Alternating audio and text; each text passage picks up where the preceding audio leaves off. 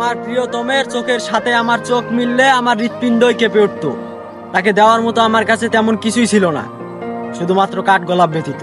আমার মায়াবতী ছিল সুন্দর, শিমুল তুলার মতো নরম। সেও যে ছলনাময়ী ছিল বুঝিনি সে ধরন। এক সময় আমায় দেখলে লজ্জায় লাল হয়ে যেত সে। এখন রাস্তার মোড়ে দেখা হলে এড়িয়ে চলে, ভুলে গেছে বোধহয় আমি কে। মায়াবতীরা এরকমই, মায়া লাগিয়ে হারিয়ে যায়। ওরা বলে জীবনের শেষ অবধি থাকবে, তবে শুরুতেই চলে যায়। আমিও নিরপরাধী নই, দোষ কিছুটা হলেও আমার আছে।